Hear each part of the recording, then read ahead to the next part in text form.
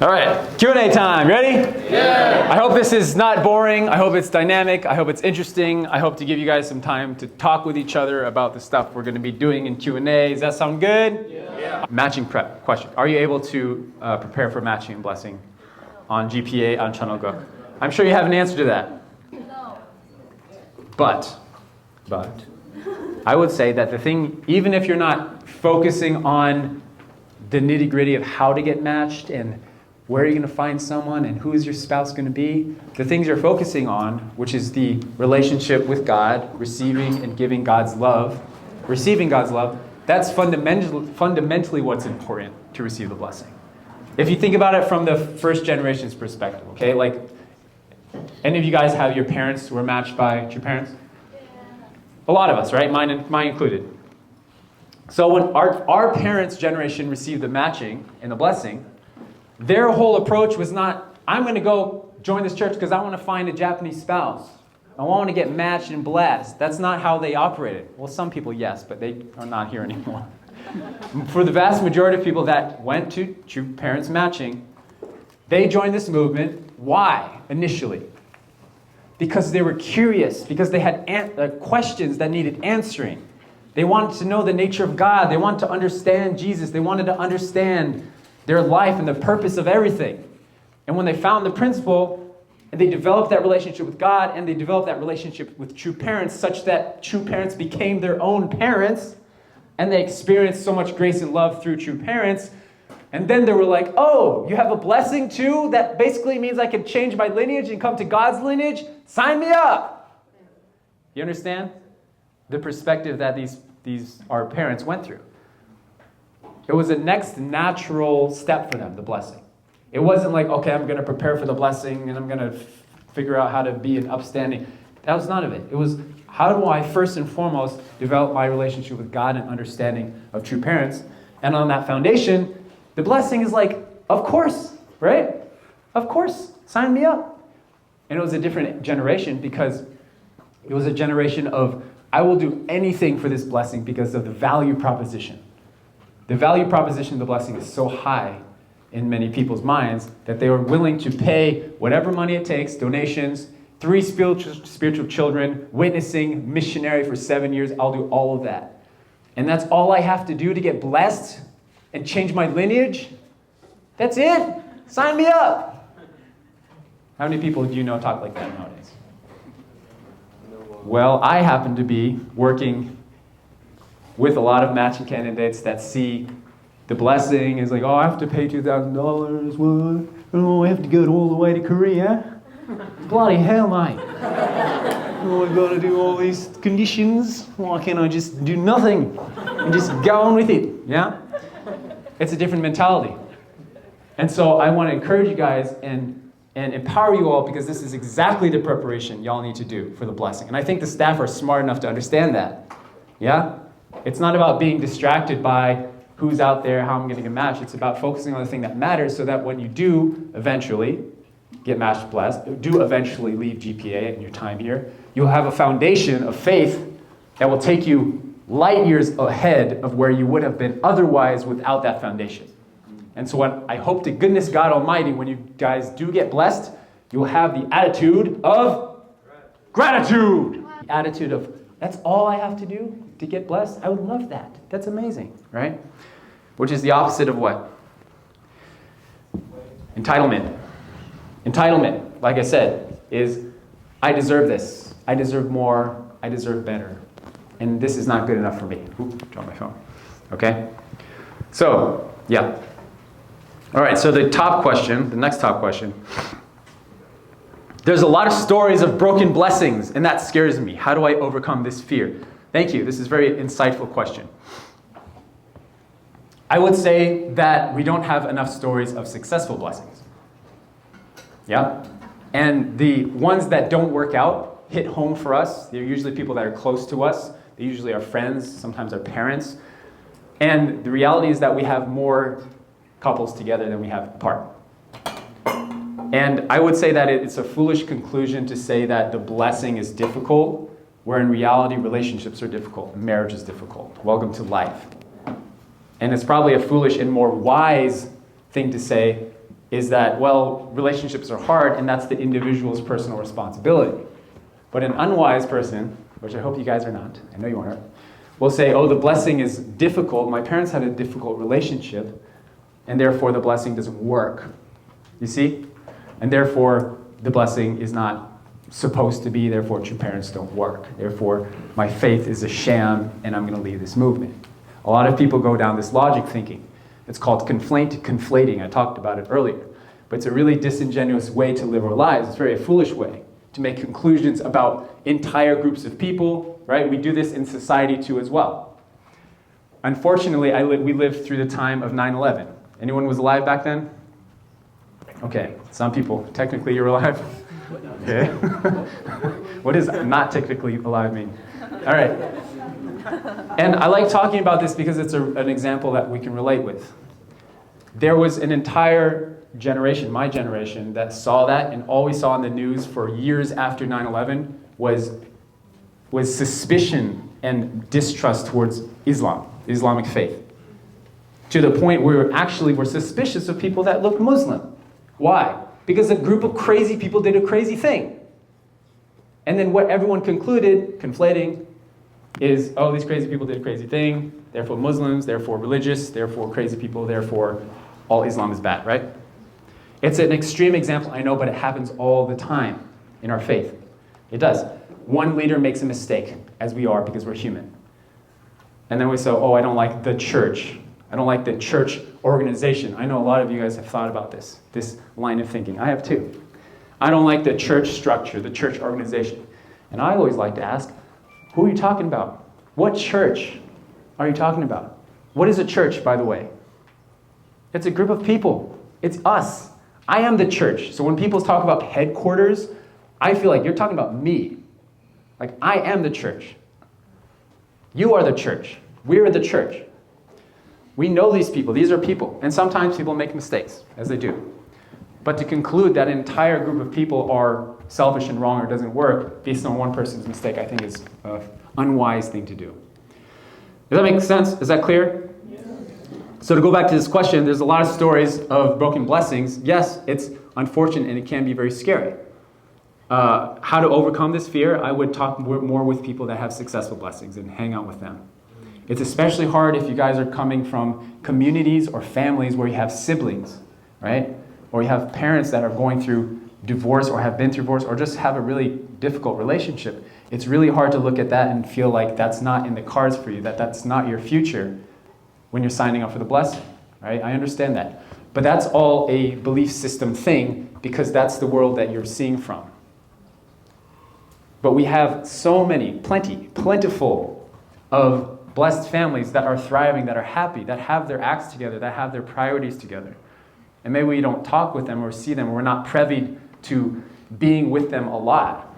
But please do spend more time. If the blessing is something that you cherish in your life, if true parents are people that you cherish, if God is someone you cherish, surround yourself with other people that are wise enough to uplift you in that direction. Yeah? Because if you surround yourself with people that are going to drag you down, then you're going to be dragged down. That's what's going to happen, right? Okay. You guys okay? Yes. This next question, you guys seeing them? Yes. What's the second most important thing to look for in a spouse after the ability to give and receive God's love? So I did talk about this in the last, that the most important one, the one that's required to have a successful blessing, is the ability to receive and give love. All right? Receive love from God, give God's love to your spouse. So this is asking what's the second most important thing. All right? So if you look back again to when true parents were matching individuals, right? How is it that you can have thousands of people in a room together? He matched hundreds of thousands of individuals like this. How is that he can do that? Is it all just spiritual randomness? It's like, hey, no, right? I think there's some really important logic that True Father is going off of. And that would be that if you have, in the context of the blessing, in that context, which is two people that want to receive the blessing and to have a blessed family, then the second most important thing is what? That you guys want the same thing. And that's what works for people that were matched by your parents, my parents' generation. It works for them because their vision and their mission are aligned. So aligned mission, aligned vision. I would say that. And this is not just Benjy's common knowledge. This is like, if you ask any inside our church, out of the faith, any faith movement, what's most important, in the dating sphere, dating gurus, they'll say aligned mission, aligned values, right? But when we talk about aligned mission in the blessing, we talk about wanting to receive the blessing, right? And then sometimes I talk with candidates who are going through a matching process, and I'll ask the brother or sister, how's it going? And a few times it happened recently, actually, where a brother was saying, oh, well, we didn't continue our relationship. And I was like, why? What happened? He's like, oh, well, our vision wasn't aligned, our mission wasn't aligned. And I was like, what do you mean? Like, tell me exactly, what is the mission that was not aligned? And then we broke it down, and it turns out he wants the same thing that she does, but it just looks different. And so we broke down exactly what it meant. Is like, you guys want the same thing, it's just going to look different. So the trap that people fall in, especially when in the matching process, is they will try to fit their lives together in such a way that looks a certain way. It's like, I'm going to be doing this, and she's going to be doing this with our time. But ultimately, if your vision is the same, if your end goal is the same, that's enough. Because the reality of life is that you're not going to be walking down the path that you think you're going to be walking down. You're not. That's the reality. Whether it's career-wise, whether it's mission, what you're going to be doing as a mission, whether that's how you're going to raise your family, how many children you have, there's a lot of unknowns. And so what you can hold on to is the end destination, which is? Blessed central family. Thank you. Oh, good job. You've been paying attention. If you and your spouse want to create a blessed family, that's enough. That's it. Simple. Mission is a means to an end. The end being, you want to have a blessed family, right? And the mission is a means to creating a world in which you can raise that blessed family. A world that you would want to raise your children and your grandchildren in. That's the mission. Having a world that you're proud of, that you're happy with, that you can confidently push your children into the world and be like, go on, kids, fly. This world is great. And I contributed to this world. That's the mission. The end goal is that you guys will have love, life, or lineage. Which one? All. Yes, good. But which is most important? Why? Yes, because True Father talks about this concept. Lineage includes love and life. And that's why lineage is more important than love and life itself. All right? So that's number 2. You find somebody that shares your vision for wanting to create a blessed family. And the reason the terminology of blessed family is important is because it inherently has, you want to receive the blessing, great. You want to have children, great, right? That's lineage. And you want to raise them in the tradition of the blessing, which is how lineage is established. That's it. It's simple. And however you do that, one of you is a stay-at-home parent, one of you wants to do mission, one of you wants to start an empire, whatever it is, guys. You guys want to be homeless? I don't care. It's up to you. Right? Mother said, whatever you do with God first. And it's a public mission. I'm going to be homeless. I'm going to be a beach bum, There are actually families in Hawaii, in Honolulu, that live on the street. Anyone from Hawaii here? Yes. Yeah. There you go. There are families that live on the beaches in Honolulu, and they just live there. And I was there with my wife a few years ago, and I was like, this is not a bad worst-case scenario, Like, if you got no job and nothing going in your life, just go to Hawaii and live on the beach with your family, Of course, I don't recommend that. It's probably a little dangerous, but I'm just saying, it's not the worst thing in the world. All right. And apart from that, everything below that is optional. That's why I keep saying when you look at, when your parents match people, it's a good example of what to look at because their main focus was our visions are aligned, right? And they understand God, like God's heart. And I want to receive this blessing for God. Not because I want to find somebody, not because it's convenient, not because I don't know how to find a partner and therefore I'm just going to have True Father do it for me. It's actually because I really love God and I love this blessing. And everything after that is optional. Completely 100% optional. Appearance, where you live, what language you speak, all optional. I actually don't recommend looking at any of that. I don't. Why? Limits you. How? In what ways? Logically, there's only so many plus people in this world. Exactly. Right? Unification is people. Yep. Once you start putting specifications, you have less and less people to choose from until you have no one, and then you're alone. Yeah. Well, let me say this. I know this brings up a lot of fear for you guys. There are people out there, I promise. Okay? Just look at the room. Okay? Like, it's not that there are no people. This is the worry I know, especially sisters have. It's like, there's nobody for me. Limiting belief, my friends. There's people. Like, if there was nobody, then nobody would get blessed, ever. Does that make sense? There are people. There totally are people. Like, literally, there's people right here. I'm just saying. Okay? You don't have to do that. Whoever, you don't have to do that. I'm just not trying to make it weird. I'm trying to prove a point to you guys. That this belief that everyone has, there's no one around, who's it? Come on. What do you mean there's no one around? Have you been to other countries? Jeez. Africa, Europe, not Latin America, Brazil, goodness sakes, Anyway.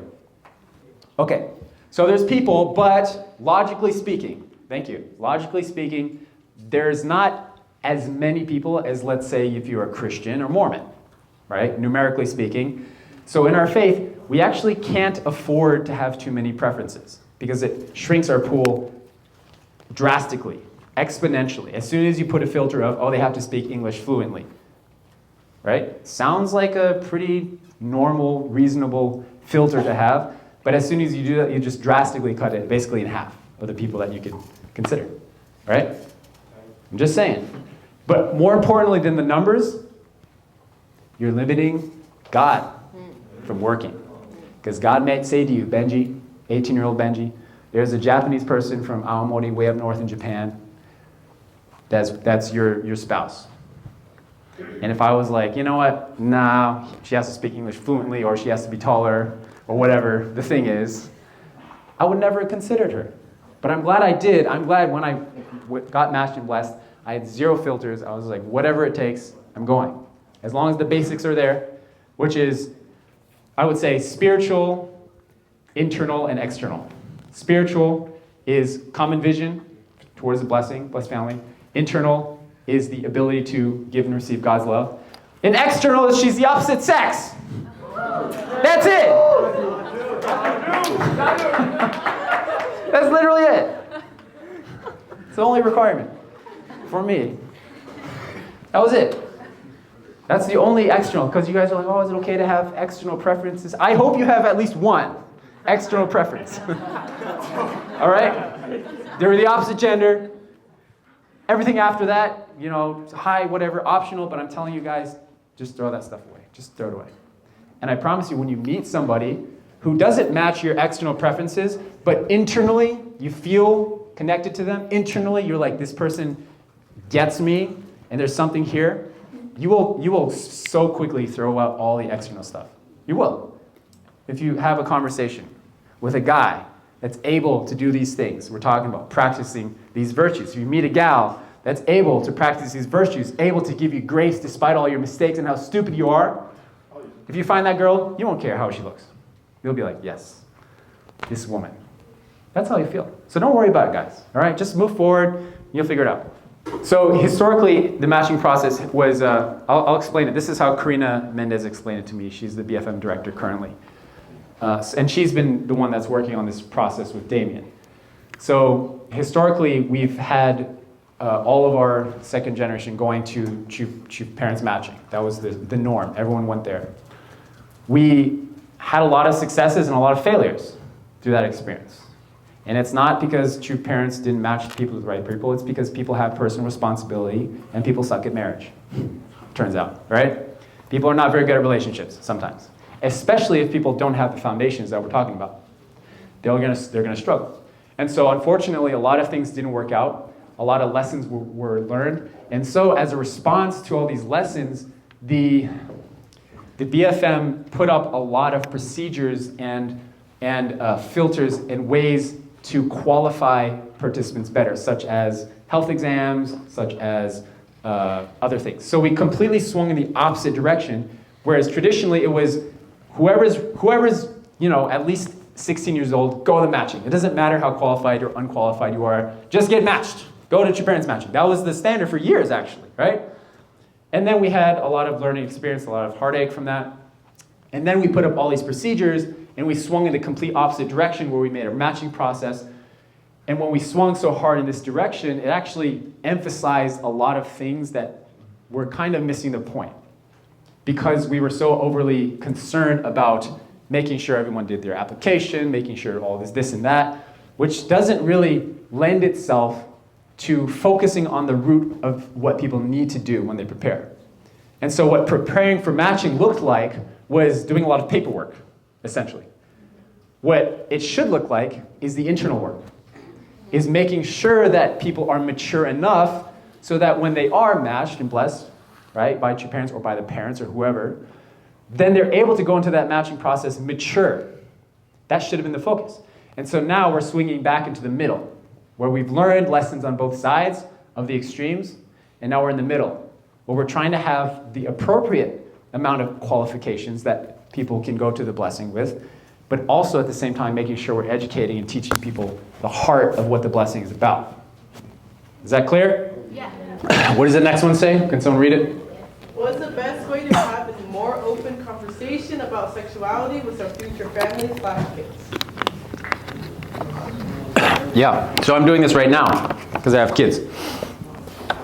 Let's say the way not to do it, which is what I would say most of us, I asked you earlier who talk openly about sexuality in your families, right? A few of you, but vast majority didn't have that kind of environment.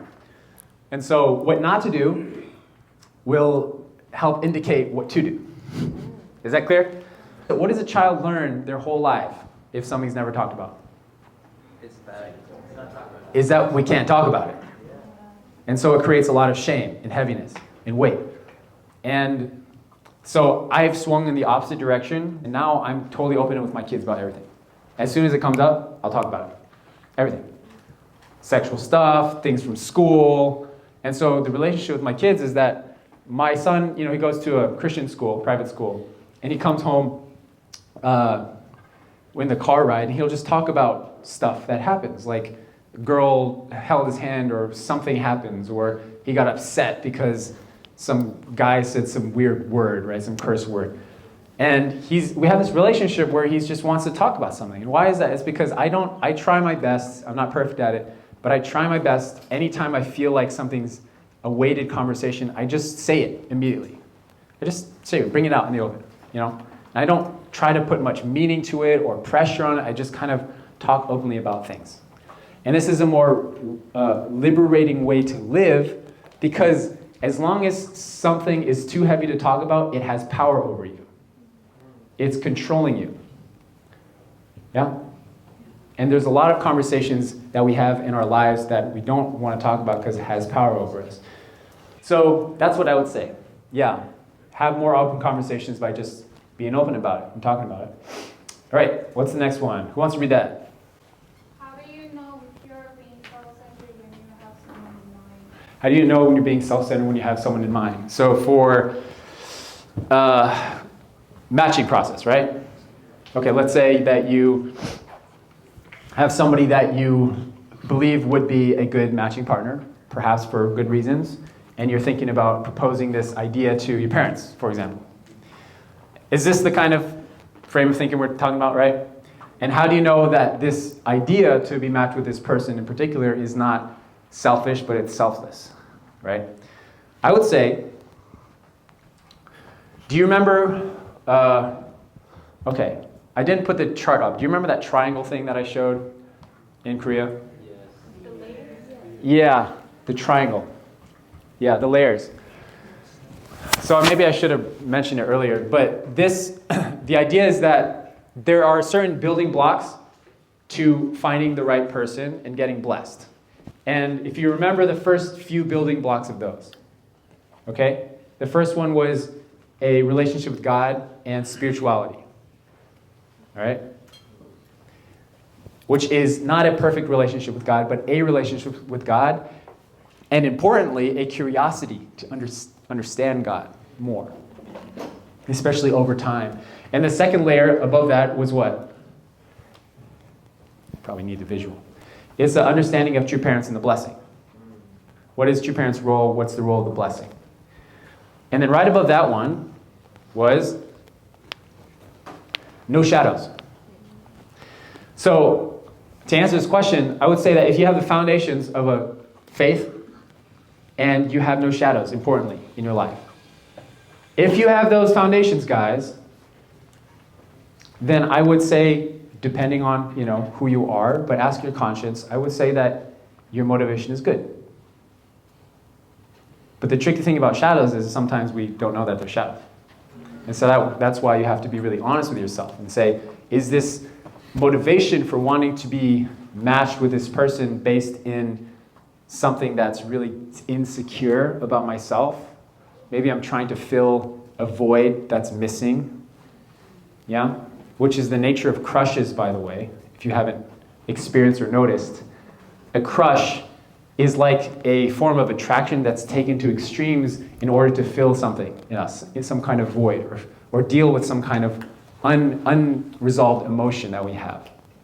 And so a crush can become sort of like a crutch and a form of escapism to deal with specific internal needs and emotions that we have. Yeah? And so that's a really deep and insidious shadow that a lot of people have, is that I have this attraction to this person, but it's actually coming from a deep need and insecurity that I have, which is what I would say would be the definition of a crush, right? So in the end, you have to be honest with your conscience and ask yourself, but I would say, if you can truthfully say, truthfully, that you have a solid foundation of God, true parents, the blessing, and you have no shadows in your life, on that foundation, God will work with you. God will. Yeah? And the reality of a matching process, guys, and this might be helpful for you. I know the matching process sounds really scary and big and esoteric, but the reality of a process is that it's very incremental. Remember what I said yesterday, that everything is scary until you do it for the first time?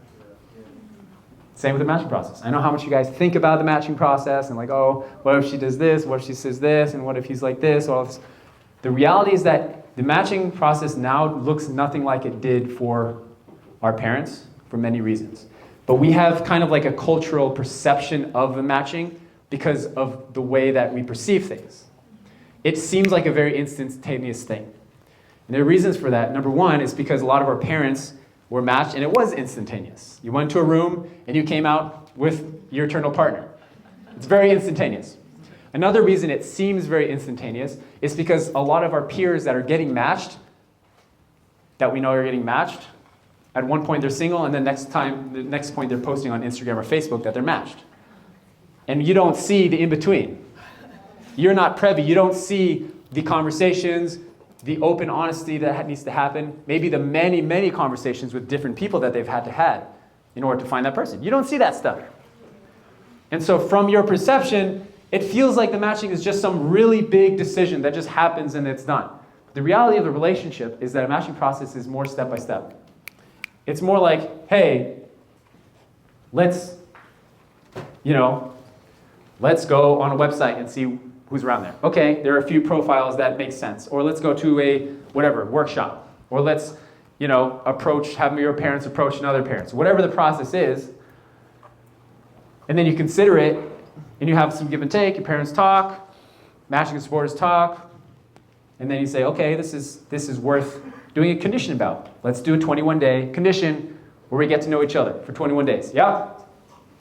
And then it's like, okay, we've done that. Let's now actually start communicating maybe once a day or once a week by Zoom or something like that. Just have conversations and really get to the root of it.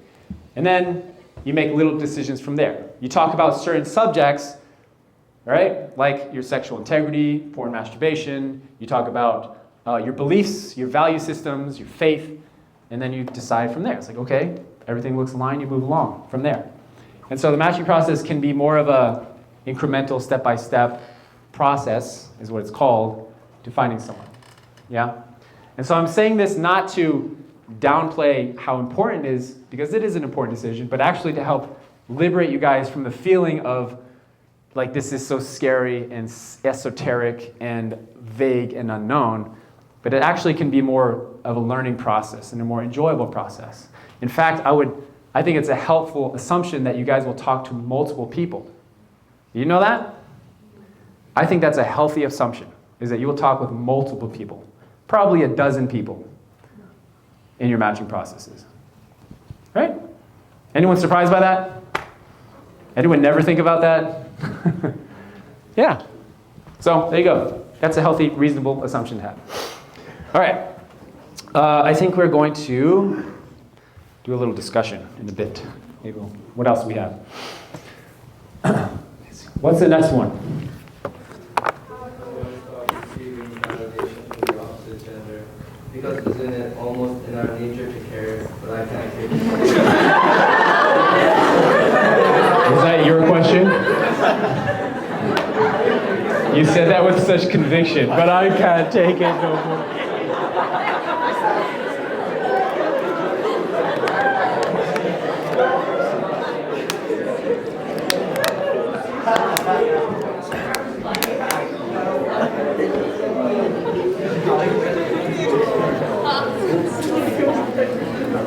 I feel like you guys will answer this better than I can.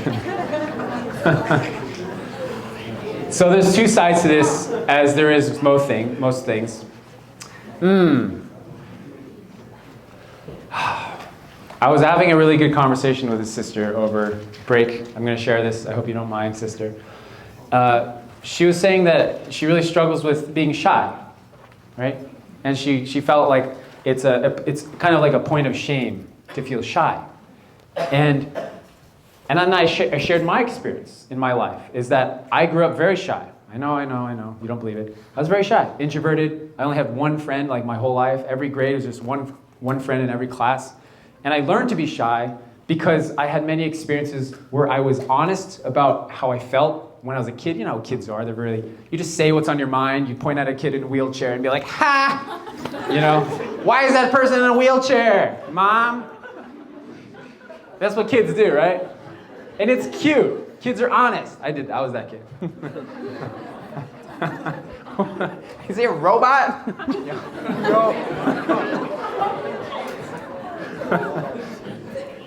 You say honest things, right? But because I'm a little sensitive, I think maybe that's my nature, my personality. But how did I receive that as a child?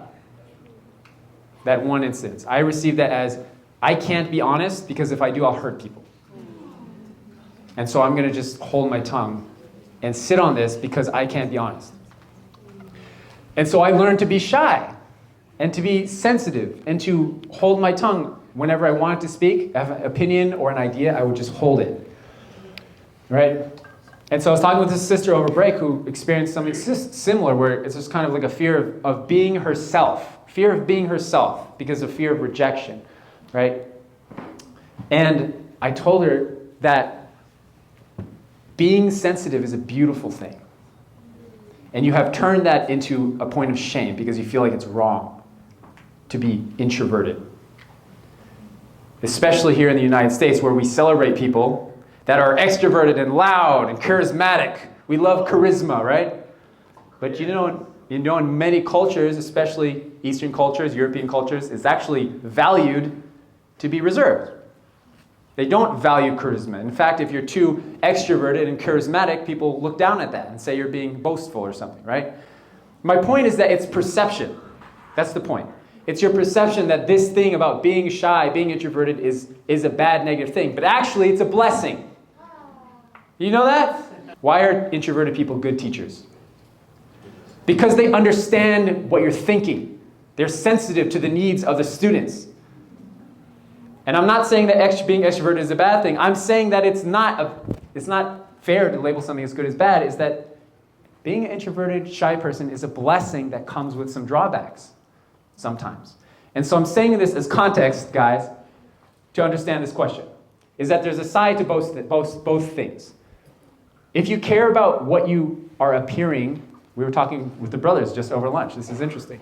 If you care about what sisters think, and sisters, you care about what brothers think, this question is asking, isn't there something godly about that need for validation, that need to take care of yourself, right?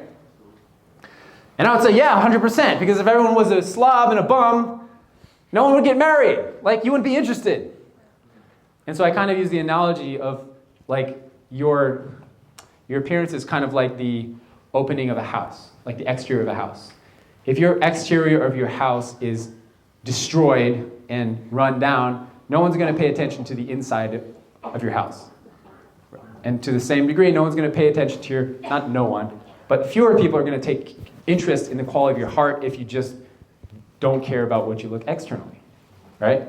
And so I think it's a little bit of God's design in that sense, but it gets tricky when we use validation as a form of receiving love. Because God's love is the substance of what love is. It's true love, in other words. And then there are some types of love, quote unquote, that are more to fill a void, a form of inauthentic love. It makes us feel loved, but doesn't actually provide us with lasting love. And validation is one of them. Crushes is one of them. Addiction is one of them, right? Watching porn is one of them. A form of feeling, quote unquote, love or filling a void that doesn't actually address the root issue. Social media is another one. Instagram is another form. Validation. There's tons and tons and tons and tons that are out there. And so as soon as we start using our God-given things as forms of fake love, that's when we get into tricky water. That's when it can actually become an addiction because we're so hungry for the real source of love. And that's why I said earlier today, the solution to all of our problems is what? God's love. Because when you feel God's love fully in your life, guys, you won't need any form of fake artificial validation in your life. You won't need it. You won't care. Right? So the solution, whoever wrote this, my friend, is that the more you can experience of that real God's love in your life, the genuine, true God's love, you will be able to distinguish between what is true and what is false. You'll be able to look at yourself clearly and say, yes, I am introverted, yes, I am shy, and that's a good thing. And I'm going to work on myself, right? I'm going to still work on myself and not say, oh, I'm great, I'm perfect. But I'm not going to sit in shame and shadows and say that I'm wrong and I'm bad and I'm evil for this, right? I'll give you another real example of this. My whole life, I thought my sexuality was a bad thing. And most of us do, especially men. At least I know that because I'm a man. We assume that our sexuality is bad, our sex drive is bad. Why? Because it's associated with a lot of shame, a lot of guilt, a lot of acting out sexually, a lot of, disturbing thought patterns and negativity. Our sexuality has been the cause of a lot of negativity in our lives. And it did for me for many years too. And to the point where all I thought was, I'm just a selfish sexual person. My sex drive is just selfish and it's just for me. And I assumed that was true. You remember that voice I was talking about? That's not a voice, it's more of a feeling. That's what I'm talking about. It was a feeling that was coming from within me. It was like, my sexuality is bad because I'm selfish. And I believe that years and years into my blessing. Even after I had children, I was just like, my sexuality is bad. I'm selfish because I just want to have sex and I'm selfish, right? And then a brother, a really good friend of mine, I was talking with him and he said, well, where's the goodness in your sexuality? He asked it like that. And I was like, I've never thought about that my whole life. Where's the goodness in your sexuality? And the crazy thing is, I know there's goodness in my sexuality. And how do I know that? Because God made me. You see? God made your sexuality. God made your sex drive. God made your body. God made your hormones. God made all of you. But to sit here and assume that my sexuality is bad and evil, where does that come from? Not somewhere good. It doesn't come from God. And so I completely changed my perception in that moment. He asked me, where's the goodness in your sexuality? And I said, I have children. I have children that I gave life to through my sexuality. that is a good thing. Yeah? And for you single folks, you have a sex drive so that you can create, so that you can give, so that you can get up in the morning, you can do things. That is a good thing. You have a sexual drive so that you'll be motivated, so that you can find a partner and you can have children, because if you didn't have that sex drive, you wouldn't care. It is a good thing. And the enemy likes to skew something that is good and twist it in its favor into something that is evil and wrong. But if you really dig deep into it, those things that you're ashamed of, the stories in your past that you're ashamed of, and the things that you think you need to work on, yes, you do need to work on them, but if you dig deep under the desire, what is the desire under the desire? Is something good and pure and of God. Always. Okay? And that's what we talk about, the light. That's the light we're talking about. Sometimes in the midst of shadows is that little light, and that's what we're talking about. Okay. How can I stop receiving validation? Is you get real validation from God, period. I know it's simple. Stupid simple, right? It's simple. Is it easy to do? Not so easy. But it's simple. You just got to do it. You got to do it. That's it. But what if there's someone better out there? That's what you're actually asking. Or it's if there's somebody else that God prepared for you, whatever you want to say. I know some of you like believing in predestination, but I don't. All right. If you're feeling if there's someone better out there, like who's the best, I would really challenge what better means to you. Like what specifically about, because it's interesting in today's world, our default when we're looking for a spouse is who's the best person out there that I can catch, right? But if everybody did that, what would happen? No one would get married. Because there would be a select few that are based on certain criteria and everyone would flock to them for matching, right? But that's not how God designed us. So we have to look at something else apart from what society says is a marriageable person. And we're talking about the more internal stuff here, yeah? So question if you are asking the right questions about whether the right person out there is. And what I've seen the most successful couples do is they just decide and say, this is it, I'm going to make it work no matter what. Yeah. And I'll never know. Here's the thing. Your Father asked us to choose. I'll never know 100% if I made the right choice. I don't know. I just made the decision based on the fact that I had a really strong foundation of my faith and I was confident in that. And the fact that your Father was telling us, choose someone, trust yourself, trust your original mind, and God will support that. And I trusted that. And so I still do today. What if your matching advisor and your parents are disagreeing on your process? Who should you listen to? First of all, if they're disagreeing, that's great. They should keep discussing and arguing, okay? Until you can create trust, not unity. Unity is a byproduct of trust. Don't try to create unity. Interesting. In your parent-child relationship, in your spousal relationship when you guys are blessed, if you're trusting in each other, you will have unity as a natural byproduct. Don't focus on unity, focus on trust. So, where to go? Okay, who should you listen to? You should listen to both of them because they both have valid opinions. And if you really trust both of them, then you will take it seriously. And you, in the end, will have to listen to yourself and make a decision. Is that clear? All right. How do you maintain a healthy relationship between the opposite sex without catching feelings for them before starting a matching process? Where is it going? Where are you? Okay. How to maintain a healthy relationship. First of all, try to always have relationships in group settings.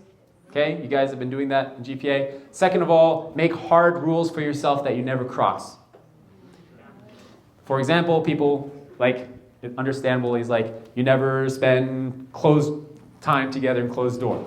It's behind closed doors, right? Or you never message each other internal things, like emotional things, but it has to be kind of logistical or practical kind of stuff. Things like that. Make hard rules for yourself and stick with it. The other thing I'd say is that you can realistically create relationships with the opposite gender of people that are already blessed. Who would have thought? Interesting, right? This is what I did when I was growing up, getting blessed. Before I was blessed, all of my friends who were blessed, I would hang out with their spouses. Like my brother's wife is Korean, and we would hang out, and that's how I kind of developed a healthy relationship with women, right? Cool. Is that cool? Simple. You got tons of sisters, brothers. You got tons of brothers that you can hang out with that are already blessed. How How do you let go of someone when I don't want to let go? It's a great question. I assume this is a feeling of infatuation, right, or crush, and you don't want to let go. I would ask yourself, what's the benefit of having that, keeping that person? Because there's a benefit that it's adding to you, right? It's usually a feeling. It's usually to deal with some kind of unresolved emotion. Maybe it's stress or loneliness, and you're trying to deal with that emotion by holding on to this person. And so if you identify the root of why you're holding on to that person, the benefit that you think you're getting from it, and then ask yourself, do you really want to keep that in your life? Do you really want to let that crutch always be there for you to deal with that emotion? Who do you think will give the blessing after true mother passes? It's a tough question, right? Well, we can only hypothesize. I would say, I think that until we can trust parents enough, they're not going to give full authority to parents, even though that's something that your father wanted to do eventually. My personal belief is that I don't think there's enough trust in parents in our movement to give that authority yet.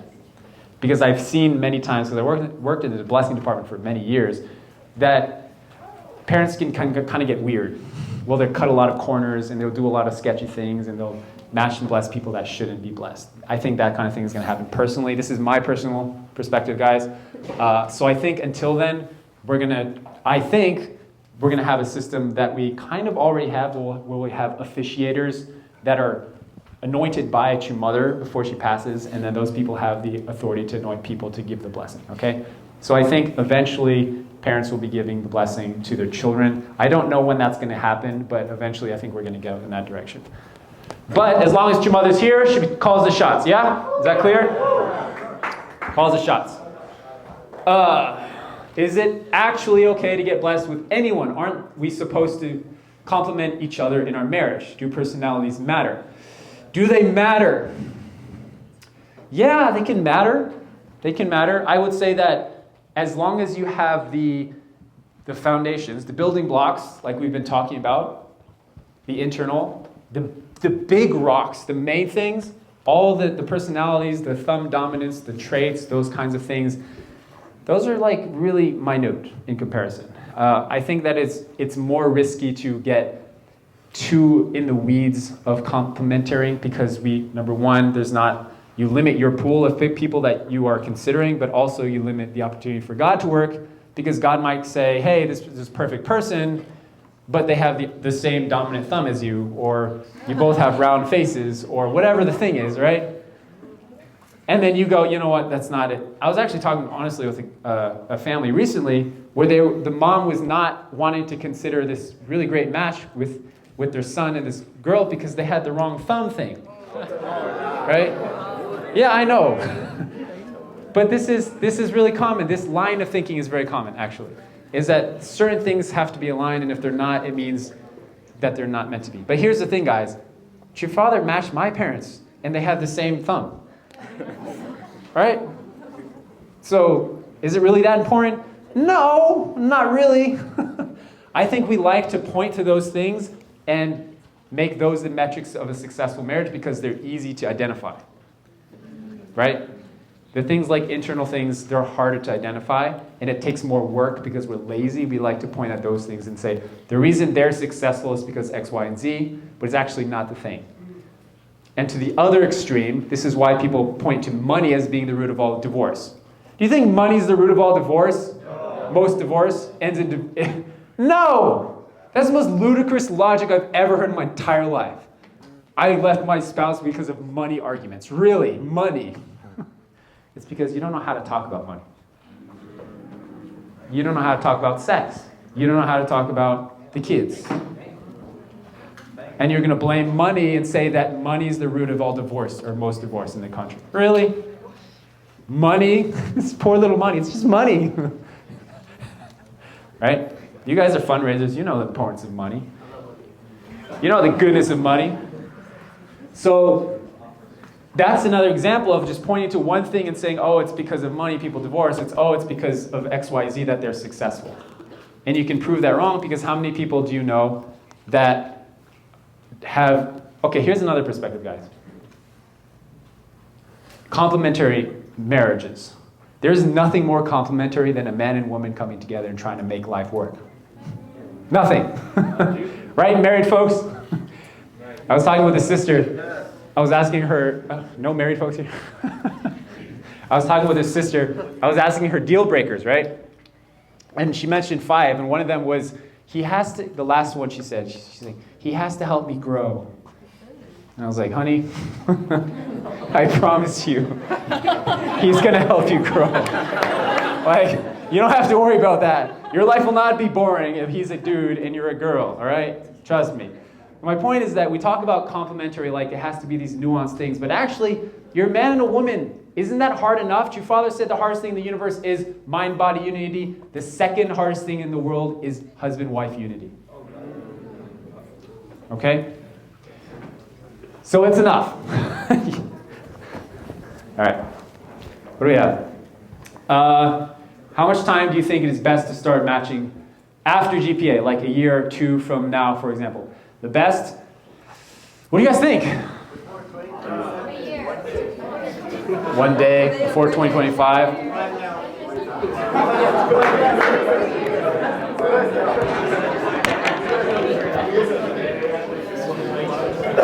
I think there's some valid logic to waiting, actually. Yeah, I do. I think there's some reasonable reasons you should wait. I'm not saying you should or shouldn't. I think there's some valid reasons why. And that being that I think what this is asking is it reasonable to have some time to learn how to live life? Learn how to practice what you've learned in GPA and make it your own at home. And actually thrive, not survive. Surviving is like, I have to get up to doing okay. I have to call my mentor every day. I have to call, whoever. Thriving is like, I got this. Like, I'm more on fire in my faith than I ever was on GPA. Wouldn't that be cool? And so give yourself some time. I think there's some validity to waiting. I don't know how long, it depends. There's no right, wrong answer. But I think that the underlying heart behind this is really pure and beautiful, which is I want to make sure that I can live my life and I can actually substantiate what I've been learning here in my life. Yeah? I do. Okay, why not 2025? Yeah! So it's asking why not get blessed in 2025? That's the question that I asked you guys in Korea, right? And if you remember, there's some really good reasons for this. One of the reasons people have is, well, I don't have financial stability, I don't have a job, right? It's like, okay. And I really wanted to get deeper into that question when I asked that in Korea. Because someone said, I don't know if you're here, I'm sorry if you were here, but someone said financial stability, and I said, what do you mean? It's like, oh, making more money. I was like, how much money, right? And I said, you don't have to answer that, but you get my point. And let's say, well, how much money is enough money to get blessed? There's no answer to that. Who can actually answer that here? $10,000? A decade? Yeah, including taxes. So no matter what answer you give, guys, what I'm going to answer you to that is, who told you that? Who said that? The blessed couple, they said blessing is expensive. The blessed couple said the blessing is expensive and therefore you should make a certain amount of money. Yeah. You should have savings, yeah. That's reasonable. But I think the idea of like, oh, I need to have...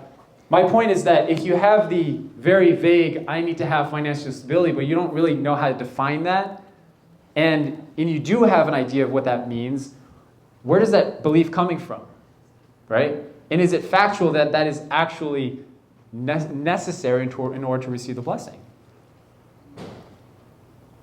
I was 18 when I got blessed. Do you think I had a lot of money when I got blessed? Probably not, right?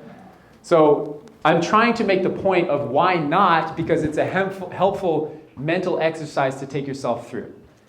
And I'm not saying, by the way, you should or shouldn't have any financial stability when you get blessed. That's not what I'm saying.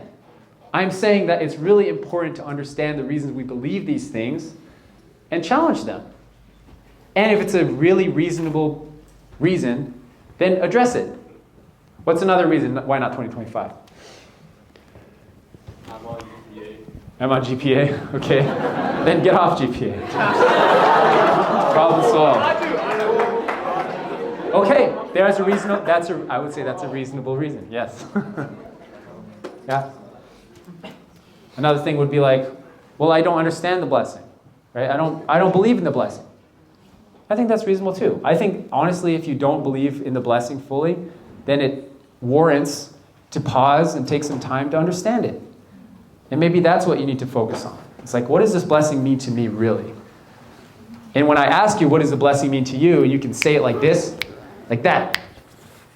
That means you have a proper understanding personally of what it means to you. It's not a perfect understanding, because I'll tell you right now, you won't really get the blessing until you practice it. You won't. You think you will, as I thought I did. But until you practice it, you won't really get it, because until you practice it, it's just theory. It's just information. The blessing means this to me. It's a hypothesis. And you can understand it and feel close to it to an extent, but there's a certain extent where you pass the threshold and you just go, okay, I understand it well enough. It's time to get blessed. Yeah? What's another reason why not 2025? I don't know how to find someone. I know that's a big one. How do I find someone? What if you don't find a person in time for 2025? Again, reasonable. Yeah, for sure. I think that there are a lot of ways to find matching partners that maybe you don't utilize or you don't use. And there's a lot more proactivity that can be done than we realize. Yeah? So, for example, going on websites, looking through websites, talking to a lot of people, going to workshops. I know some people that are so incredibly proactive in their matching process that they're constantly traveling abroad, going to workshops, going on all the websites, putting feelers out there, having conversations, constantly talking to his parents about who to reach out to, and having conversations all the time with sisters about the matching process, right? He's very proactive, and it's beautiful. And he's learning so much about himself in the process. Okay. Any questions or follow-up on that? I feel like when I talked about the money stuff, you guys got really weird. And I understand money is really sensitive. It's a really sensitive thing. They often say that money and sex are the two things that are the most important to people that nobody talks about. Right? I understand that. And again, I'm not emphasizing that money's not important. That's not my emphasis. I am emphasizing, well, first of all, you guys know how to fundraise, so you shouldn't have to worry about money. Like, for real, right? That's a life skill that you can apply. You need to pay a bill. Unexpected bill comes up. Go out for a day. Done deal. $1,000 is the new norm. That's what I hear. Right? Not yet. Here's the thing. Anyone break $1,000? Okay. You guys did something special here. When I was growing up, like when my friends went to STF, $1,000 a day was an anomaly. That was weird and strange. Never happened. You were celebrated if you could do $1,000. Now it's the norm. It's pretty normal to get $1,000. So you guys somehow cracked the code on that, which is pretty cool. So my point is that, y'all have the skill of making money. You don't have to let money be the roadblock that gets you to where you want to go. That's what I'm saying. When hurt by people, how should I respond to them? Blame myself, confront them, find the right people to be with? So what I like to do personally, this is my rule of thumb, is I will mention it to them if it impacts something larger, like work, or our team, or the organization, or something like that. If something was done and actually has an impact on others, I will mention it because it's important to resolve. But the way I'll say it is, I felt frustrated that you said this, and that's my fault. That's how I like to say things. What I mean by it's my fault is that it's my fault for feeling frustrated. You just did a thing and said a thing that needs to be resolved, but I'm taking responsibility for the fact that I feel stressed or frustrated about it, and I'm working on that. And so I'll try to distinguish those things and make it not about how you did this to me, but you just did a thing that needs to be resolved, and that's why I'm bringing it up. But also I'm expressing that I was frustrated because I don't want this tension to be between us, and so that we can actually resolve it without any friction. Because you can't really resolve the thing that needs resolving if there's this friction of us taking things personally and hurting each other. Find the right people to be with. That's always very helpful, is talk with people that you can share with that are not going to, pour gasoline on your fire and make you more upset. We're actually going to be a kind of, what's the word? Sounding board to hear you out and help you through it. If a person I know is in the process, how can I best support them? If someone is in a matching process, I would say be a listening ear for them, to have give and take. Just have give and take. Talk about them. Be a really good friend. Just listen. Things come up in their matching process that they want to share. Listen to them. Try to, shed perspective. If they feel like they're limited, they have some beliefs that are not serving them, or if you feel like they're limited in any ways, just talk about it. Yeah. What is the standards of, okay, gee. Reverend Dunkley has been pushing for 1,000. Okay. Whew. Shimmy cricket. All right, you guys. 1,000 couples next year. And I feel like people are being pressured to get blessed before they are ready. Ooh, yes, this is interesting. So I was there in Korea when he was making these goals. And I think we have a bad history of making goals and feeling pressure to do it. So naturally we feel a resistance and a distrust when we have big goals, right? What I realized is that Reverend Dunkley's superpower is he's a rallier. He can get 1,000 people in a room to say, yes, I'm going to come and I'm going to get blessed next year, right? Which is a superpower. And what I realized is that he needs help to substantiate that. Because he's one man. How is he going to match 1,000 people? You know what I'm saying? So his job is to rally and to make the vision, and then our job is to support and to provide the substantiation of that vision, okay? I will also say that there's a difference between getting 1,000 random people in the door and getting 1,000 qualified people in the door.